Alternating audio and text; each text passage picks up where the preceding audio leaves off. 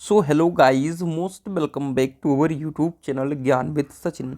तो दोस्तों, आज के इस कंप्लीट वीडियो में हम बात करने वाले हैं बीटी यूपी के सेकंड सेमेस्टर के 2025 के सिलेबस के बारे में।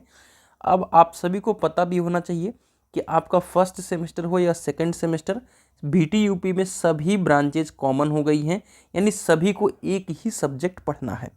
तो हम सिलेबस का लेखा जोखा करेंगे और आपको न्यू बुक कैसे अवेलेबल होगी, क्योंकि आप लोगों को पता है कि सिलेबस चेंज हो गया है। तो आपको नोट्स की पीडीएफ, न्यू बुक वगैरह किस तरीके से अवेलेबल होंगे उसके बारे में हम डिस्कस करेंगे। तो वीडियो काफ़ी इंपॉर्टेंट रहने वाली है सिलेबस के अकॉर्डिंग, आपके 2025 के सिलेबस के अकॉर्डिंग। और कई ऐसी चीज़ें बताऊंगा जो आपके एग्ज़ाम के प्रोस्पेक्टिव से और आपके प्रिपरेशन के प्रोस्पेक्टिव से इम्पॉर्टेंट होंगे। बहुत सारे ऐसे सब्जेक्ट होंगे जो सरल होंगे, बहुत सारे ऐसे सब्जेक्ट होंगे जो इजी होंगे, उन सब के बारे में भी डिस्कशन करूंगा। तो चलिए आगे बढ़ते हैं। और आप सभी को बता दूं कि अगर आप सभी ज्ञान विद सचिन मोबाइल एप्लीकेशन को नहीं डाउनलोड किए हैं तो डाउनलोड कर लीजिए। आपके पॉलिटेक्निक सेकेंड सेमेस्टर के सभी ब्रांचेज जो कॉमन हैं उनके अपने पास कोर्सेज अवेलेबल हैं, जिसमें आपको पीडीएफ नोट्स मिलेगा और पीवाईक्यू पेपर मिलेगा। अब उस नोट्स के माध्यम से आप अपनी तैयारी को बहुत ही प्रॉपर तरीके से कर सकते हैं, क्योंकि बीटी यूपी में क्या होता है कि न्यूमेरिकल के चांसेस कम रहते हैं और कहीं ना कहीं आपके पीवाईक्यू पेपर के अकॉर्डिंग अगर नोट्स से अच्छी प्रिपरेशन किया जाए तो बेहतर से बेहतर रिजल्ट आ जाता है। तो कहीं ना कहीं उसके ऊपर आप जा सकते हैं।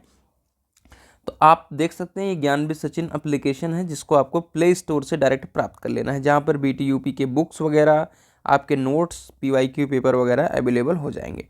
आइए चलते हैं सिलेबस के ऊपर। सिलेबस के ऊपर आने से पहले आपको जान लेना है कि आपको सेकंड सेमेस्टर में कौन कौन से सब्जेक्ट पढ़ने हैं। तो एक तो आपका सब्जेक्ट हो गया मैथमेटिक्स सेकंड, ठीक है। दूसरा हो गया अप्लाइड फिजिक्स सेकंड, जो कि पहले वाले जो अप्लाइड फिजिक्स सेकंड चलता था वही आपका सेम है, यानी उसमें कोई भी बदलाव नहीं हुआ है। लेकिन अब आप लोगों को पता होना चाहिए कि पेपर पैटर्न बदल गया है, तो उसके आधार पे चीज़ें थोड़ी सी बदली हुई जरूर मिलेंगी। इंट्रोडक्शन टू आईटी सिस्टम बहुत ही इजी सब्जेक्ट रहने वाला है आप लोगों के लिए। उसके बाद आता है fundamental of electrical and electronics engineering. तो इसको आपको पढ़ना है, ये काफ़ी आप सभी के लिए टफ भी हो सकता है, इसमें बहुत सारी चीज़ें आपको याद करने वाली हैं। इंजीनियरिंग मैकेनिक्स भी आप लोगों के लिए काफ़ी टफ हो सकता है, इस चीज़ को आपको ध्यान रखना है। और इन्वायरमेंटल साइंस बहुत ही ईजी रहेगा, क्योंकि इसमें बहुत कुछ आप लोगों ने क्लास 10th 12th में पढ़ रखा है। Air pollution, water pollution, soil pollution, उन सब के बारे में आप जानते हो। तो आइए चलते हैं, पहले हम मार्किंग स्कीम के ऊपर समझते हैं।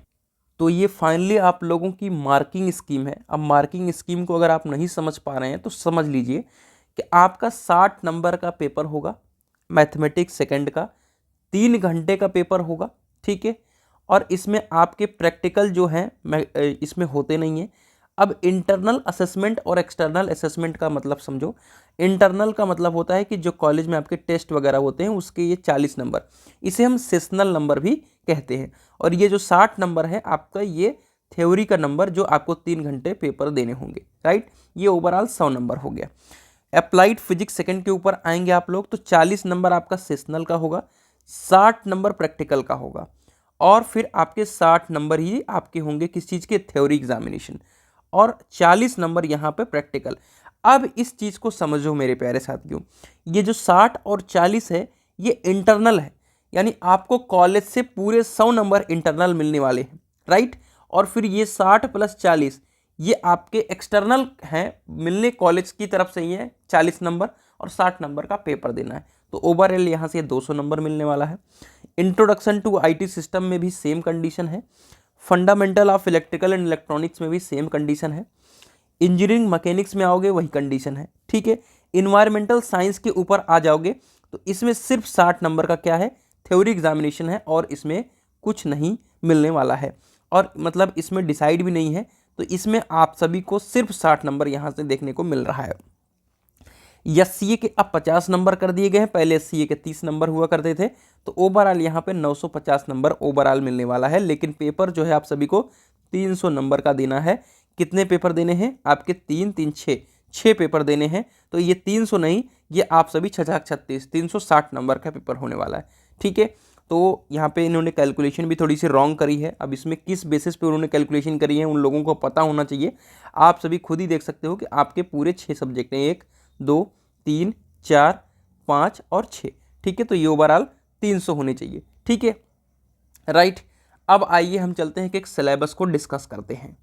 आपका पहला सब्जेक्ट है मैथमेटिक्स सेकंड। अगर मैथमेटिक्स सेकंड के कोर्स में देखेंगे तो डिटर्मिनेंट एंड मैट्रिक्स है, ठीक है, जिसमें क्रेमर रूल जो कि फर्स्ट सेमेस्टर में पहले हुआ करता था, ठीक है। तो ये काफ़ी इजी रहने वाला है।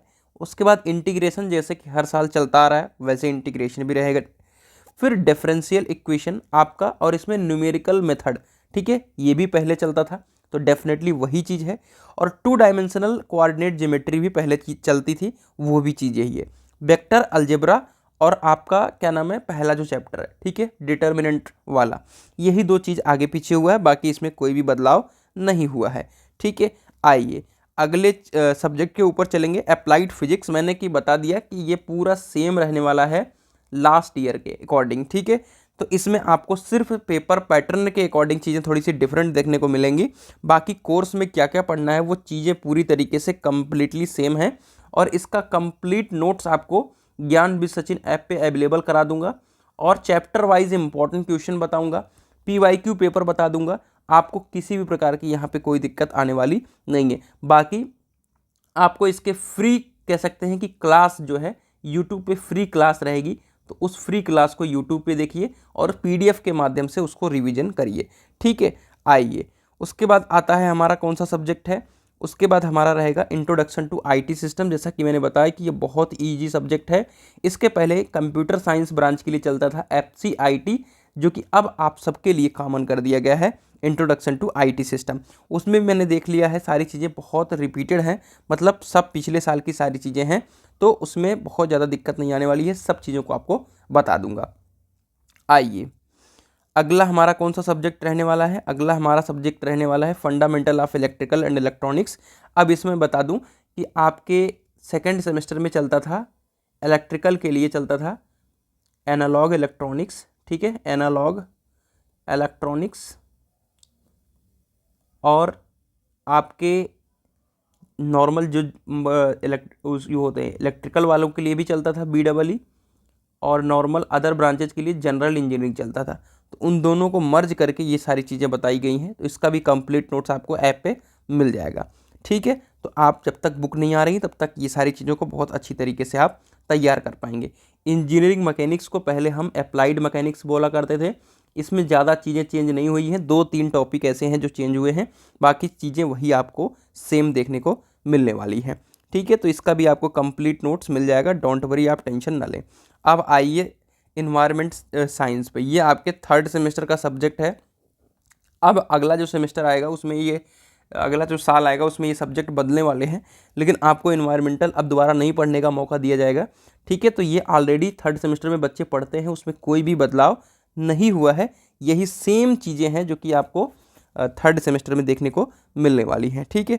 तो इसको आप ज़रूर क्या नाम है मेरे ज्ञान विद सचिन ऐप से प्राप्त कर सकते हैं, ठीक है। तो ऐप को डाउनलोड करके सारे नोट्स को जरूर प्राप्त कर लीजिए।